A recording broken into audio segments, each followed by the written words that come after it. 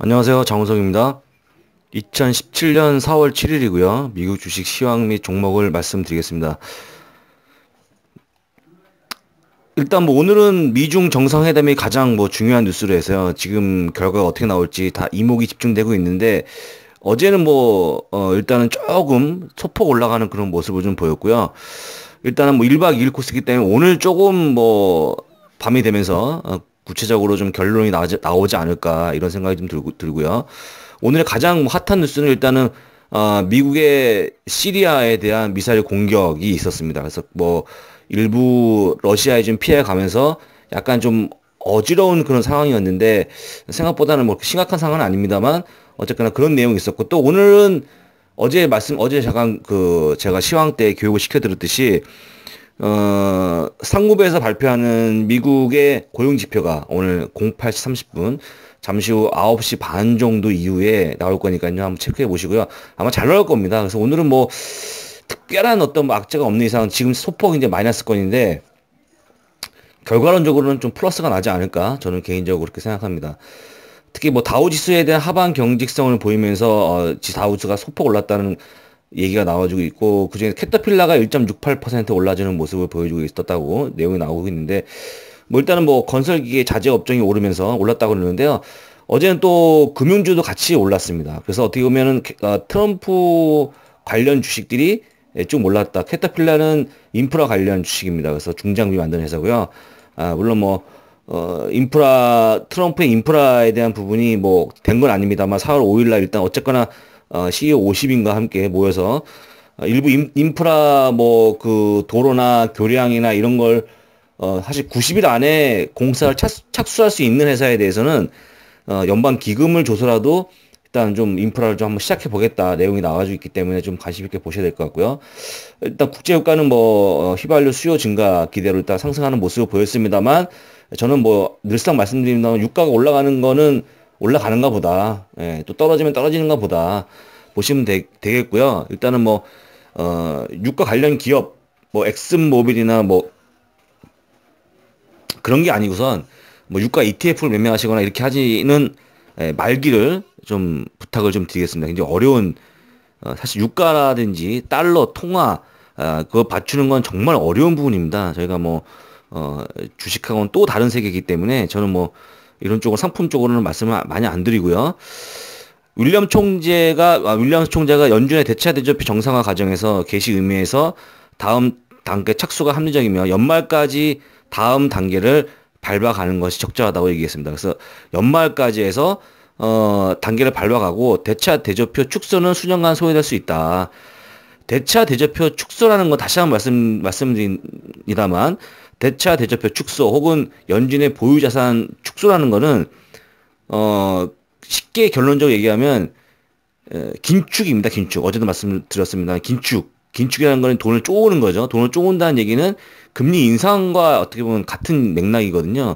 금리 인상과 병행을 해야 된다. 그래서 잠깐 뭐 그저께도 그랬습니다만 이런 내용이 나와주면 금리가 인상할 거라는 가능성을 보여주는 거기 때문에 어쨌거나 주식시장은 단기적으로 별로 안 좋을 수 있다라고 좀 보시면 될 것 같고요. 프랑스 대선이 가까워지고 있는데 르페인이 승리하면 유로화 가치는 15년 만에 최저치로 폭락할 것이다. 거의 하락할 것이다 나와주고 있는데 그 정도로 유럽이 불안할 거다. 그래서 요거는 뭐 그냥 한번 짬내서 뉴스를 보시면 될 것 같습니다. 르펜에 대한 뭐 글쎄요. 뭐 마크롱이 저는 될 것 같은데 르펜이 될지는 사실상 뭐 잘 모르겠습니다만 좀 지켜봐야 될 것 같고요.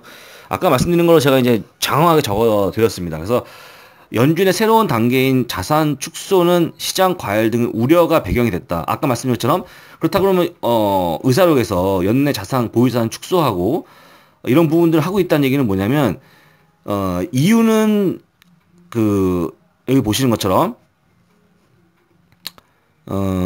중요한 거는요 이런 겁니다. 연준이 자산 축소에 나선 이유는 일부 참여자의 지적한 바와 같이 주가가 상당히 높은 수준이며 고위험 고수익 정크 본드와 함께 사업용 부동산 가격이 매우 큰 폭으로 올랐기 때문이다. 시장이 과열됐기 때문이라는 거거든요. 시장이 과열됐다. 예. 과열됐기 때문에 시키는 그런 과정이라고 좀 보시면 될 것 같고요.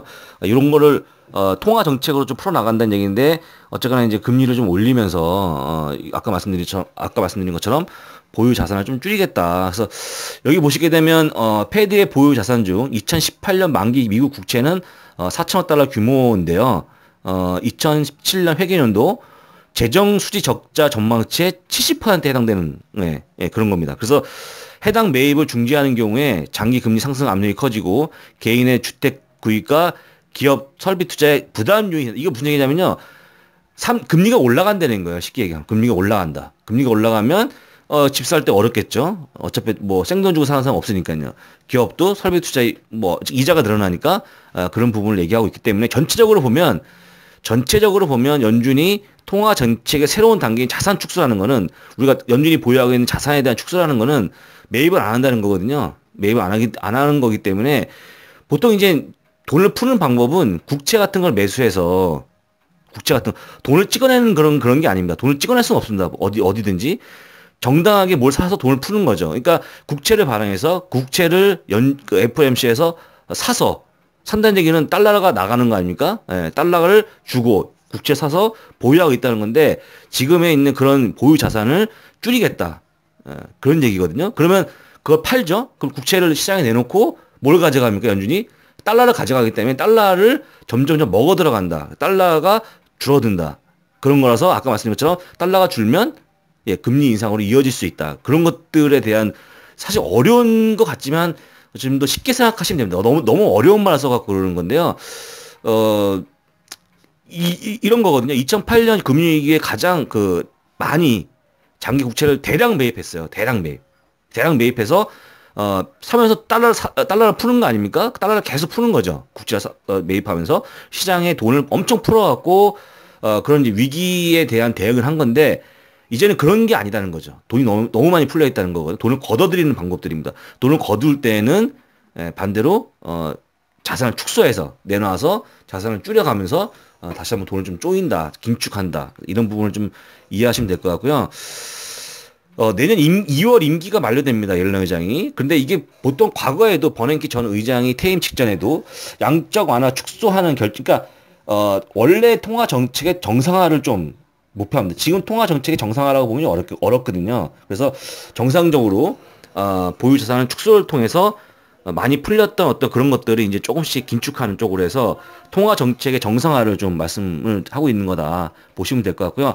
오늘의 핫한 뉴스는 이거라 좀 보시면 돼요. 결론적으로 우리는 미국 주식을 하는 사람 입장에서 보면 금리가 올라갈 수 있겠구나 라는 정도로 보시면 될 것 같고요. 금리가 올라감에 따라서 달러 가치도 올라갈 수 있다. 물론 꼭 또 그건 아닙니다만 그런 부분까지 생각해 한번 해보시면 될 것 같고 여전히 뭐 금융주에 대한 관심을 가져야 된다. 뭐 이런 것들 금리가 올라가게 되면 보험주에 대한 관심을 가져야 되고 그다음 리츠에 대한 어떤 좀 약간의 약세가 우려가 되고요. 리츠는 어쨌거나 자금을 조달해서 부동산을 운영하는 회사거든요. 그럼 그 금리가 올라가게 되면 돈을 많이 부담하기 때문에 그것 역시 걸리고요. 그다음에 자동차도 제가 한번 말씀드렸습니다. 팟빵을 통해서. 자동차에도 많이 금리가 올라가면 자동차 판매가 굉장히 부진해집니다. 지금 자동차에 대한 부실 채권이 엄청나게 급증하고 있거든요. 자동차를 사서 대출을 할부를 해서 돈을 내야 되는데 대출 이자가 올라가니까 배째라는 거죠. 이런 부분도 이어지고 있는데 오늘 제가 안 그래도 많이 나온 김에 자동차 시장의 부진이 좀 더 이어지지 않을까라는 걸 가지고 좀 굉장히 잘 정리해놨는데 나중에 보시면 될 것 같습니다. 자동차는 어쨌거나 제가 말씀드린 것처럼 뭐 밀레니얼 세대가 우리의 젊은 친구들은 자동차 사지 않는다. 아예 면허도 따지 않는다. 집도 사지 않는다. 그런 부분도 있습니다만 워낙 대중교통이 활성화되어 있고요. 그다음에 공유 경제를 통해서 소카 같은 차를 빌려 쓰는 게 잘 돼 있기 때문에 어쨌거나 이거는 잘 안 됩니다. 그래서 자동차에 대한 관심은 좀 멀찌감치 좀 가져야 될 것 같고요. 3월 자동차 판매는 155만 대로 전년 동월 대비 1.6% 감소한 데 이어서요. 중요한 게 나옵니다. 여기서 왜 이렇게 줄어들고 있냐? 전미 자동차 딜러 협회에 의하면 금년 승용차 및 경트럭 판매가 1,710만 대에 그쳤는데요. 전년도 1,770만 대에서 줄었다라고 합니다. 왜 줄었나? 금년 리스 계약 종료, 차를 빌리는 거 아닙니까? 회사 같은 데서 이 리스가 종료된 차는 전부 중고차가 나옵니다. 어차피 중고차니까요. 그러면 이 중고차 엄청나게 많은 지금 대량으로 유입되고 있어요. 중고차 가격이 큰 폭으로 떨어지겠죠. 그리고 싸지겠죠. 그러면 신차보다 중고차에 대한 수요가 늡니다. 늘어요. 당연하겠죠. 그러면 신규 자동차에 대한 판매가 굉장히 안 될 거라고 좀 이렇게 얘기하고 있는 거고요. 2017년 360만 대 리스트가 종료되는 차량이요. 2018년 410만 대, 2019년 430만 대로 계속적으로 리스트 종료 차량이 나온다. 그래서 결국 계속적으로 중고차 시장이 물량이 넘쳐나고 그럼으로 인해서 신규 자동차 판매가 부진할 것이다. 라는 새로운 어떤 내용을 좀 말씀드렸습니다. 그래서 금년 자동차 판매는 1750만 대에 이르겠지만 내년과 내후년에는 1660만 대, 내후년에는 더 줄어든 1520만 대로 줄 거다라고 좀 얘기하고 있고요. 뭐 자동차에 대해서는 어쨌거나 좀 우려스러운 어떤 그런 걸로 가도 괜찮다라고 좀 말씀드리겠고요. 특히나 자동차 판매가 여름에 좀 부진하기 때문에 과연 어떻게 대응을 할지도 한번 관심 있게 봐야 된다고 국제금융센터에서 밝혔습니다. 차가 지금 나와 있는 그림인데요. 중고차가 엄청나게 많이 나오고 있다는 거, 현지에 라는 모습을 좀 지켜보시면 될 것 같습니다. 시장 게이지는 43으로 어제와 오늘 비슷합니다. 그만큼 미중 정상회담에 대한 결과를 기다린다는 뜻이고요. 일단은 좀 같이 지켜보도록 하겠습니다. 그래서 오늘의 시황에서 물론 이제 시황은 오늘은 별로 얘기할 게 없습니다. 아까 말씀드린 것처럼, 미국의 시리아 공격, 그리고 오늘 고용지표의 발표, 여러 가지가 있습니다만, 장기적으로 봤을 때 자동차에 대한 왜 부진한지를 적어도 여러분들 좀 기억하셔야 됩니다. 이제 아시겠죠? 그 다음에, 연준이 얘기하고 새로운 자산 축소, 대차 대조표 축소, 이런 것들이 도대체 무슨 말이냐를 이제 이해하셔야 될 것 같고요. 그 다음에, 오늘 딱 하루 보유하고 배당받는 종목은 레이시온입니다. 레이시온은 미사일과 레이더를 만드는 방해산업체고요. 그 유명한 토마호크 미사일을 만드는 회사입니다. 그래서 연 배당금 2.1%인데 17년째 배당 중이고 엄청 배당을 많이 하고 있는 기업이고요. 이번 분기는 80센트 배당을 합니다. 오늘 보유하면 오늘 내일이 토요일이니까 안 열리죠, 장이. 월요일 날 바로 이제 오늘까지 매수하신 분들은 월요일 날 이제 배당락이 이루어지면서 배당을 받을 수 있는 자격이 주어집니다. 하루 보유하는 거죠. 현지 배당 지급일은 5월 11일로 잡혀 있습니다. 그래서 5월 11일 현지 배당 지급일이면 한국은 보통 한 2영업일, 3영업일 이후에 들어온다는 점도 한번 기억해 보시고요. 투자 의견은 강력 매수고요. 174불러에서 15.42%의 상승 여력이 있다고 좀 보시면 될 것 같고요. 오늘은 관심 종목과 배당 종목이 똑같습니다. 레이시온을 말씀드리겠습니다. 왜 말씀드릴까요? 레이시온을. 그 유명한 미국의 시리아 미사일 공격을 한 그 토마호크 미사일을 만드는 회사가 바로 레이시온입니다. 레이시온. 예. 그래서 주가가 오늘 좀 올라가지 않을까.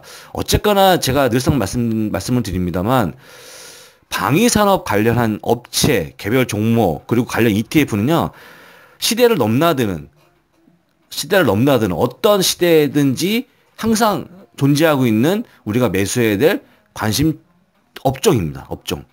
시대를 초월해서, 예, 꼭 그걸 기억하시면 될 것 같고요. 그 다음에 또 한 가지 있다고 그러면 인프라라는 건 꼭 트럼프가 인프라를 하겠다. 오바마 때부터 있었던 거고요. 오래전부터 있었던 겁니다. 당연하죠. 도로를 새로 닦고, 철도를 다시 놓고, 교량, 항만. 당연하죠. 노후화되기 때문에 또 고치고 하는 거 아닙니까? 그리고, 정부에서 가장 일자리를 만들고, 경제를 살리는데 가장 좋은 게 그런 인프라이기 때문에, 인프라에 대한 부분, 방위산업과 관련된 부분은 꼭 기억하시고, 장기적인 어떤 그런 좀 안목에서 기억을 하시면 대단히 좋을 것 같습니다.